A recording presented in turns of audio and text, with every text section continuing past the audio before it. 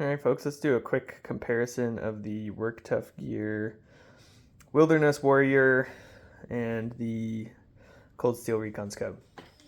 As you can see, they're both very similar size. Handle size is similar. You've got a guard on the Recon Scout. You don't have one on the Wilderness Warrior. Wilderness Warrior has more of a contoured handle on it, and it's got a kind of a little attitude readjuster on the bottom there. The thickness of the blade on the Wilderness Warrior is quite a bit thinner than on the Recon Scout. You can see the Recon Scout's pretty chunky. The Recon Scout is blade heavy, whereas the Wilderness Warrior is kind of more balanced. It's somewhere right around the end of the handguard, or the end of the handle. That's where the balance is on the Wilderness Warrior. You've got a finger choil on the Wilderness Warrior, a little bit of a relief, I can't remember what these are called, a blood lead or whatever on the Wilderness Warrior.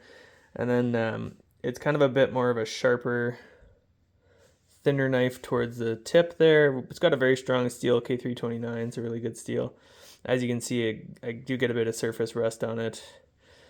If I get some water on it. So I need to polish her up a little bit. This guy's going to rust as well because it's a high carbon steel, 52-100. Both really good knives, both really cool knives, and they're very similar kind of use, tactical fighting knife slash survival knife. So they're both 7.5-inch blade lengths, both of them. And they both can do a lot of good wilderness tasks. I would say this guy's a little bit more slicey and choppy, as far as you feel like you can just kind of like whip it around a bunch and chop limbs off just because of that thin stock on there. It's more well balanced, more neutrally balanced, I guess is the way to put it. And the Recon Scout is probably more choppy and less slicey, but it can do slicey stuff. It's pretty good design.